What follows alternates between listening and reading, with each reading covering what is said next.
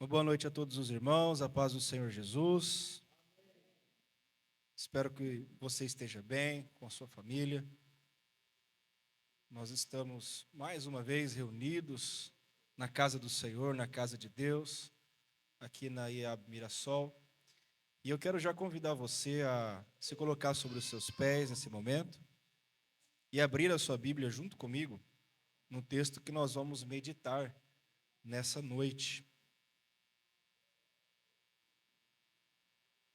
Livro de João, capítulo de número 15, versículo de número 1 até o número 8.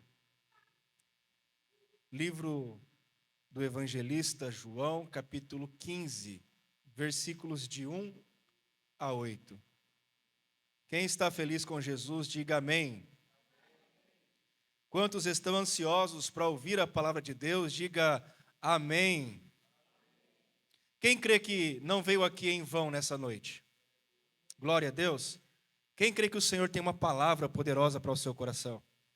Amém. Eu creio também que Deus tem algo novo para nossas vidas. Amém? Deus não trouxe você aqui em vão. Pregue para uma pessoa que está do seu lado, olha para ela e diga assim: Deus não te trouxe em vão. Não, diga mais firme, diga com convicção, diga: Deus não te trouxe em vão.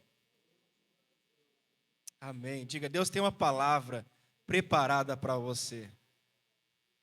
Quem crê nisso? Glória a Deus. Livro de João, capítulo de número 15, versículos de 1 a 8, diz assim: a videira verdadeira e os seus ramos. Eu sou a videira verdadeira e meu pai é o lavrador. Toda a vara em mim que não dá fruto, atira e limpa toda aquela que dá fruto, para que dê mais fruto. Vós já estáis limpos pela palavra que vos tenho falado.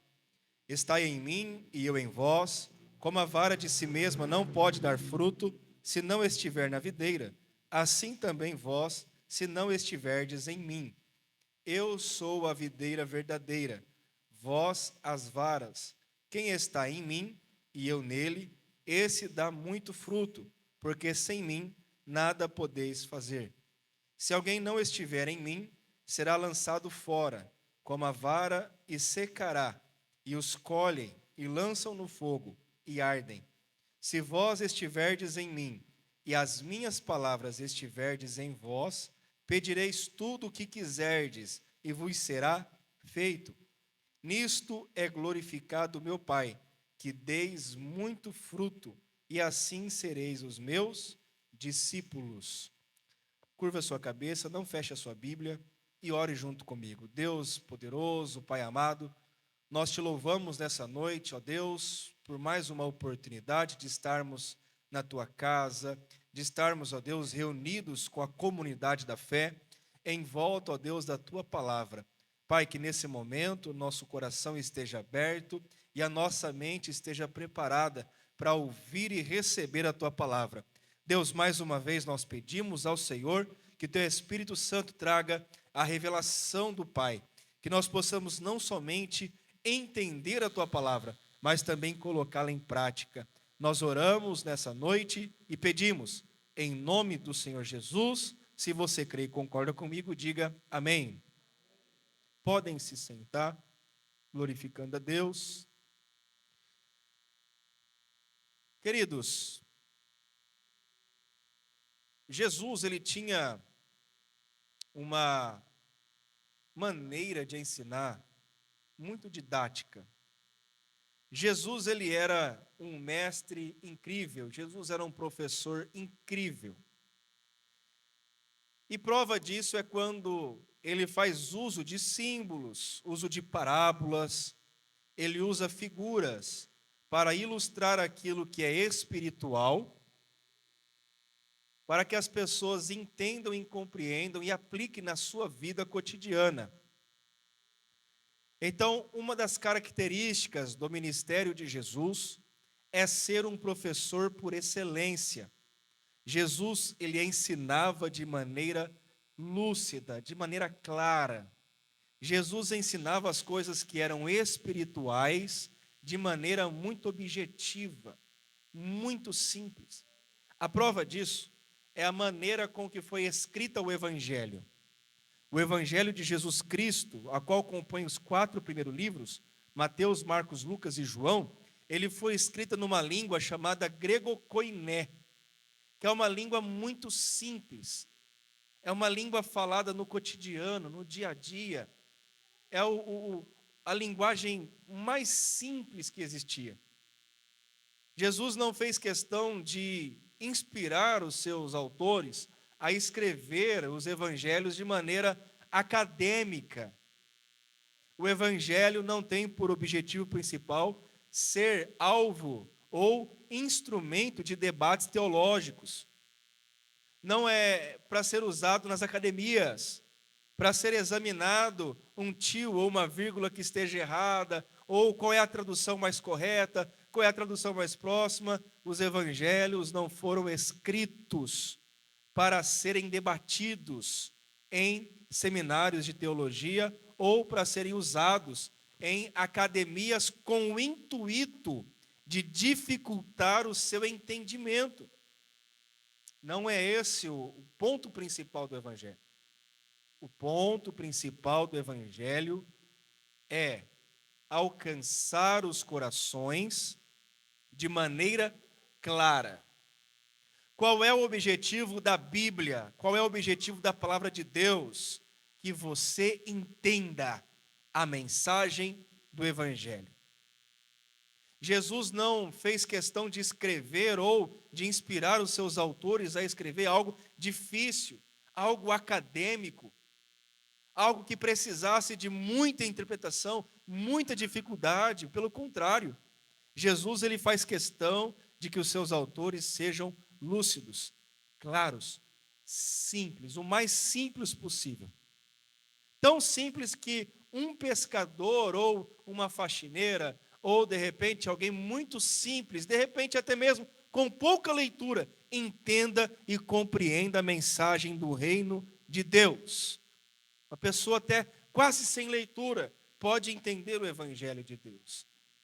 Uma pessoa que seja de outra cultura, de outra nação, uma pessoa que não seja da Palestina, ali onde foi escrita a Bíblia, uma pessoa que seja, por exemplo, de uma tribo indígena, uma pessoa que seja de uma aldeia remota, ao entender e ao ouvir o evangelho, que aquilo seja compreensível, que aquilo seja entendido. Eu quero começar essa mensagem dizendo para você que o alvo principal do evangelho de Deus, o alvo principal da mensagem da cruz é que você entenda e que essa mensagem alcance e entre dentro do teu coração. Tem que entrar dentro do coração. Tem que ter clareza. Tem que ser de fácil entendimento. Tem que fazer você entender a palavra de Deus e falar: eu quero praticar isso. A partir de hoje, eu entendi o que o Senhor Jesus quer de mim. E eu vou começar a praticar essa palavra na minha vida. Eu vou começar a fazer uso dessa palavra e eu vou praticar ela todos os dias da minha vida. E a promessa que Jesus faz é que nós colheremos bons frutos. Deixa eu fazer uma pergunta aqui. Quem quer ter uma vida abençoada? Levante a mão para mim ver. Quem quer ter uma vida próspera? O Salmo de número 1, ele diz: bem-aventurado o homem que não anda segundo o conselho dos ímpios, nem se detém na roda dos pecadores. Antes, tem o prazer na lei do Senhor, medita nela de dia e de noite. Aí ele faz uma comparação. Pois será comparada a uma árvore plantada junto aos ribeiros de águas, a qual dá o seu fruto na estação própria. Um homem e uma mulher de Deus, que tem a Bíblia como único instrumento de regra, fé e prática, ele é comparado a uma árvore que foi plantada junto a ribeiro de águas. Uma árvore vistosa, uma árvore forte. As suas folhas são verdes. E é uma árvore que dá o fruto na estação própria. Jesus estava andando por um certo lugar e ele teve fome. De repente ele olha para uma árvore, para uma figueira, e ele então estava precisando colher dela alguns frutos. Então diz a Bíblia que quando Jesus ele vai até aquela árvore, ele então vai colher o fruto, ele não encontra. E Jesus, com toda a autoridade, ele estende a mão para aquela árvore e fala: seca-te. E aquela árvore secou. Não serve mais para nada. Era uma árvore inútil. Árvore que não dá frutos é uma árvore inútil. Uma árvore que não dá frutos é uma árvore inútil. E algo que mais nos preocupa, algo que faz com que nós possamos pensar e analisar como está sendo a minha vida cristã, é se eu estou dando frutos para o Senhor Jesus ou não. Será que eu estou sendo uma árvore a qual Deus ele plantou num lugar e naquele lugar eu criei raízes, eu estou num ambiente a qual Deus me confiou, a qual Deus investiu em mim, a qual Deus me limpou, e espera-se que naquele ambiente a qual Deus me plantou, eu retribua dando frutos? Ou será que eu estou parecendo aquela figueira a qual o Senhor Jesus amaldiçoou? Árvore inútil, não serve para nada. Já que você está somente recebendo nutrientes da terra, está bebendo a água da chuva, e não está cumprindo com o seu propósito, eu vou arrancar você daqui. João capítulo 15, ele traz exatamente essa ilustração.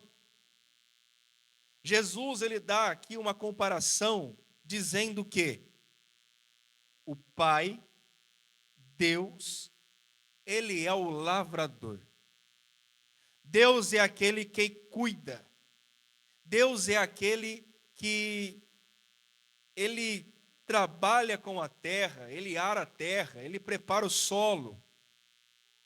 Deus é comparado aqui com um lavrador atento, um lavrador cuidadoso, um lavrador que no tempo certo vai e ele rega a sua plantação, ele manda chuva, ele abençoa, ele cuida, ele zela, ele prepara aquela videira. O Pai é o lavrador. O Pai aqui, ele investe, o Pai, ele cuida para que aquilo que seja erva daninha, aquilo que seja joio, seja arrancado, para que não mine a energia do solo, para que aquela videira cresça forte, saudável, vistosa. Então, na ilustração que Jesus conta em João 15, o Pai, Deus, ele é o lavrador. E ele se intitula, ele diz que ele é a videira verdadeira. Então, na ilustração, Deus é o lavrador, Jesus é a videira verdadeira. A videira é a árvore a qual dá o fruto da vide, a qual dá uvas. E aí então Jesus ele continua falando: toda vara em mim, todo aquele que está ligado a mim, que sou a videira verdadeira, que não dá fruto, Deus arranca, Deus tira.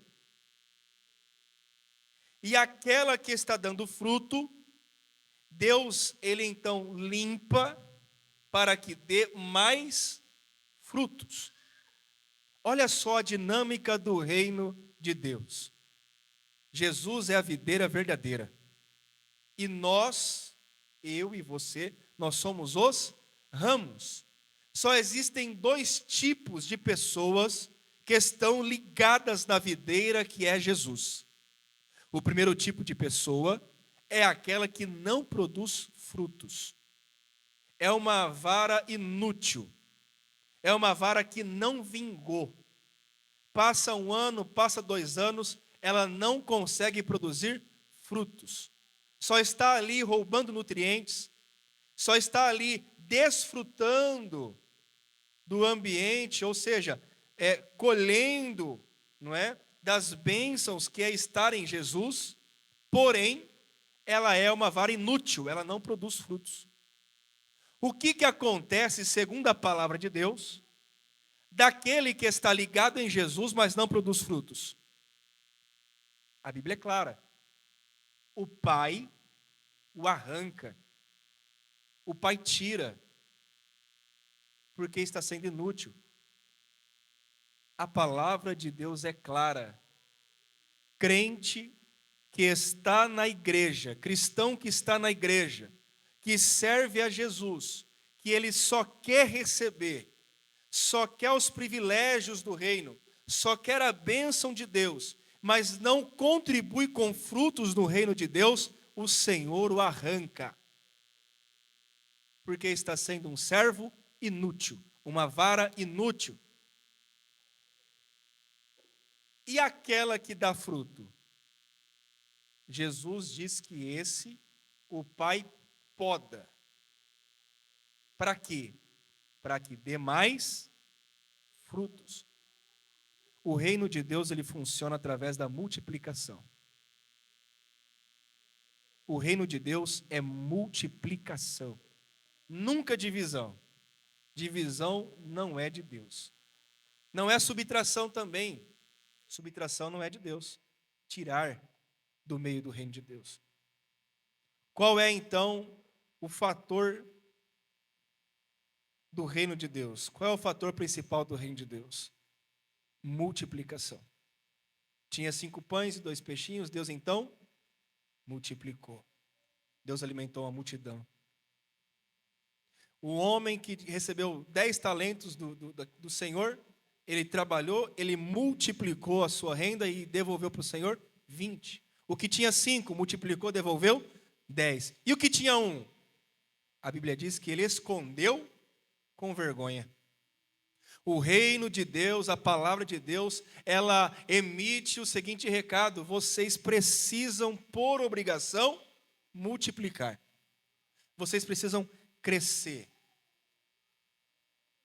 De 12 discípulos viraram 70, que permaneceram 120 no cenáculo, em Atos capítulo 2, e na primeira pregação de 120, a igreja foi para 3.120 pessoas.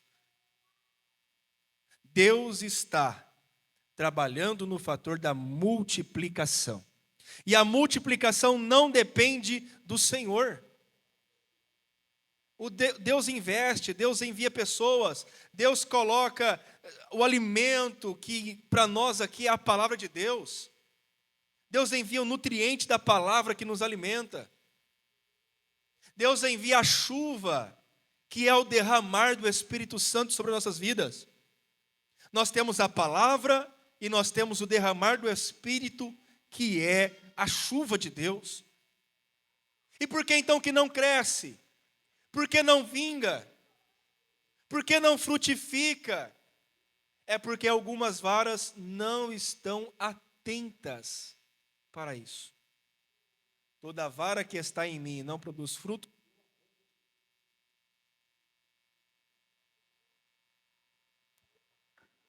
toda aquela que está em mim e não dá fruto, eu arranco.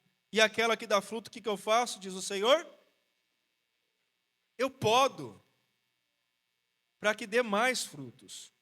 O que acontece então com aquele que está dando fruto? Deus então ele poda para que dê mais fruto. O que isso significa? É aquele cristão que está na igreja, que serve na igreja, que contribui com seus dons, com seus talentos, fazendo com que o reino de Deus avance. Aquele que dá fruto, a Bíblia fala que o Pai, ele poda. O que significa essa poda? Significa que Deus, ele vai nos moldando. Deus, ele vai trabalhando em nós. Deus ele vai curando as nossas feridas emocionais, ele vai tratando com a gente. Deus ele coloca oportunidades no reino de Deus e na igreja para que nós possamos diminuir o nosso orgulho, ter mais humildade, tratar melhor as pessoas, cuidar mais das pessoas. Às vezes nós achamos que Deus nos dá um desafio muito grande e nós ficamos com medo e achamos que aquilo é muito para a gente. Mas na verdade Deus está nos dando oportunidade para crescer, para nos moldar e para nos podar. Por quê? Porque eu estou dando frutos. Eu estou trabalhando no reino de Deus. Eu estou servindo na igreja. Então, é necessário que Deus me pode. Que Deus trabalhe em minha vida. Para que Deus faça algo em meu coração. Para quê? Para que eu dê mais frutos. A caminhada com Cristo, querido, é uma evolução. Nós caminhamos dia após dia, semana após semana, e o milagre de Deus está em permanecer, está em fazer a mesma coisa, com a mesma intensidade, com a mesma paixão, domingo após domingo, dia após dia. É orar todos os dias, é cumprimentar as pessoas que eu vejo na rua, é vir à igreja domingo, quinta-feira, sim. Deus está na rotina. E eu vou explicar para você agora. Ele fala, vocês já estão limpos pela palavra que eu tenho falado. Toda vez que você vem para um culto, ou você assiste uma pregação, ou você examina o estudo, faz o seu devocional na sua casa, você está sendo limpo pela palavra de Deus. A palavra de Deus, ela vai trabalhando em você e vai podando você de tal maneira que você vai melhorando como pessoa. Uma pessoa que, depois que virou crente, piorou como pessoa, não virou crente. Ele não nasceu de novo. Não é possível. Tem gente que vira crente e as pessoas falam, rapaz, antes era mais gente boa. Antes era mais legal. Não é? Virou crente e ficou chato. Onde está isso? Virou crente, não fala mais com os amigos, não fala mais com a família, não vai mais na festa de aniversário. Aonde já se viu isso? Em vez de melhorar como pessoa, que agora é crente, agora é cristão, agora crê em Deus, agora vai na igreja de domingo, piorou. Vocês estão sendo limpos pela palavra que eu tenho falado a vocês. Deus está nos limpando. E quando nós estamos diante de uma situação da Bíblia que nos confronta, o errado não sou eu, o errado não é a palavra, não é a Bíblia, o errado sou eu. Quem tem que mudar, a Bíblia ou eu? O que vocês acham? É você ou é a Bíblia que muda? Ah, pastor, não gostei dessa parte da Bíblia, eu vou apagar ela. É assim que a gente faz? Pastor, eu não gostei desse pedaço aqui porque está machucando o meu coração. Eu vou pegar uma outra tradução. Não gostei dela. Não é assim que funciona. Quem deve mudar sou eu. O coração que precisa ser pastoreado é o meu. E a palavra de Deus diz em 2 Timóteo, capítulo 4, diz assim, a palavra de Deus, ela é poderosa para corrigir. Ela é suficiente para ensinar e para guardar. Ela é toda proveitosa. Então, quando eu estou diante de um texto da palavra de Deus que me confronta, o errado sou eu. Quem deve mudar sou eu. Quem deve abandonar as práticas erradas sou eu. Não é a Bíblia que tem que mudar. Quantos concordam comigo? Levante a sua mão e diga amém. Amém. Ele continua dizendo, versículo 5, aquele que está em mim dá muito fruto, porque sem mim nada podeis fazer. É interessante porque eu e você, nós não somos nada sem Jesus. Toda boa obra que nós fazemos, nós só conseguimos através de Jesus. João Calvino diz: tudo aquilo que você vê em mim que é bom é Jesus. Tudo aquilo que você vê em mim que é mal sou eu mesmo. Não há nada que nós conseguimos fazer que seja bom. Não existe boas obras vindas dos homens. Um homem, ele pode ser justo na terra. Um homem pode ser bonzinho. Um homem pode praticar boas obras. Ele pode ser um cara muito legal, mas se ele não tiver Jesus no seu coração, não vale de nada. A Bíblia diz que a nossa justiça diante de Deus é como um trapo de imundícia. Não serve de nada. Em outras palavras, significa, é um pano de chão. Sabe, minha senhora, as donas de casa, sabe aquele pano de chão, aquele pano bem sujo, bem surradinho, que você guarda lá no tanque, na pia, e aí derrama alguma coisa e fala assim, pega o pano de chão. A justiça do homem, quando o homem acerta, quando o homem faz tudo certinho, e ele é justo diante de Deus, a nossa justiça é como um trapo de imundícia. É como um pano de chão que acabou de limpar alguma sujeira. Porque a justiça de Deus, ela é muito mais alta, muito perfeita. Ela é sublime comparada à justiça do homem. Então, até mesmo quando a gente acerta, isso não significa nada para Deus.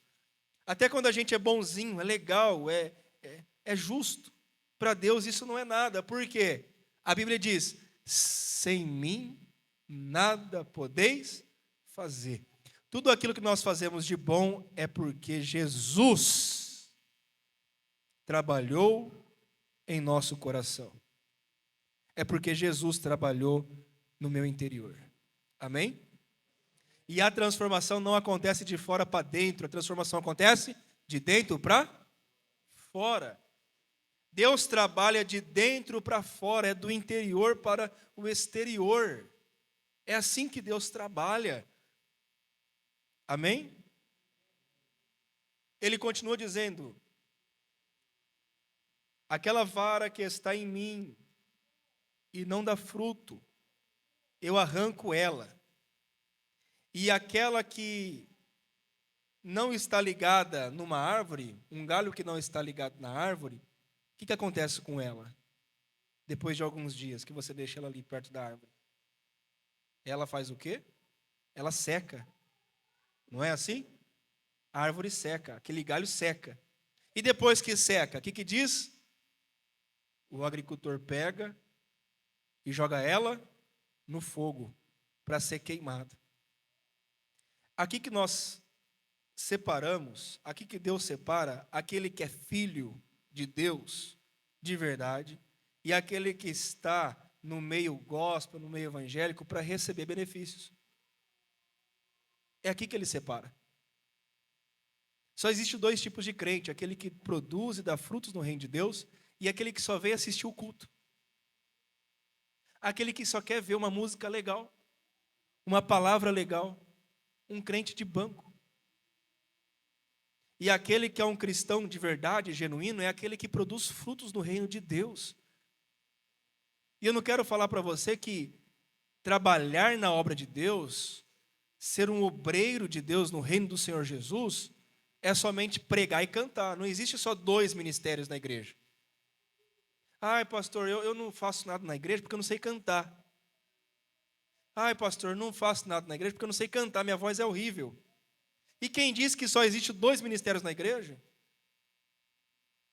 Quem disse que no meio do evangelho do reino de Deus só existe dois tipos de pessoa, cantor ou pregador? Pastor ou cantor? Deus chamou a todos. Todos aqueles que ouviram o evangelho e seguiram Jesus e se fizeram discípulos de Cristo, eles fazem parte de uma grande comissão. Qual é a grande comissão? Anunciar o reino de Deus. Aquela irmã que recebe uma pessoa ou uma família lá na porta da igreja, recepciona, procura um lugar cativo, coloca essa pessoa para sentar acomodada, serve água para ela, mostra onde fica o banheiro da igreja. Essa pessoa que recebe com um sorriso cativante, um abraço caloroso, ela é tão importante quanto o pastor que prega domingo à noite. A pessoa que chega na igreja e organiza as cadeiras, passa uma vassoura no chão, limpa os banheiros. A pessoa que ajusta o som, ajusta a mídia, tira foto, essa pessoa está pregando o evangelho tanto quanto o pastor. Aquela pessoa que manda uma mensagem para um irmão que não veio no culto, dizendo que está com saudade, dizendo que ama ela em Cristo Jesus, dizendo que ela é importante para o evangelho de Deus, para a igreja. Essa pessoa está pregando o evangelho tanto quanto o pastor no domingo à noite. A pergunta que eu faço para a igreja de Jesus Cristo hoje é: qual é o fruto que você está apresentando para Deus hoje? Cadê os seus frutos? Como você está servindo a Deus? Se Jesus vier em você hoje, assim como ele fez com aquela figueira, e perguntar: eu preciso de frutos, cadê o seu? O que você tem para apresentar para ele? Ah, Senhor, eu não tenho fruto nenhum. Eu só estou ligado aqui na videira porque eu preciso receber. Eu preciso ser alimentado. Eu preciso só ficar aqui na cadeira sentado. Cuidado, irmão. Esse tipo de crente, esse tipo de pessoa vai ser arrancado e vai ser colocado para ser queimado no fogo. E se Jesus vier até você e encontrar frutos, ainda que seja simples os seus frutos, ainda que seja frutos pequenos, mas você está ali empenhado, você vai ser limpo pela palavra de Deus.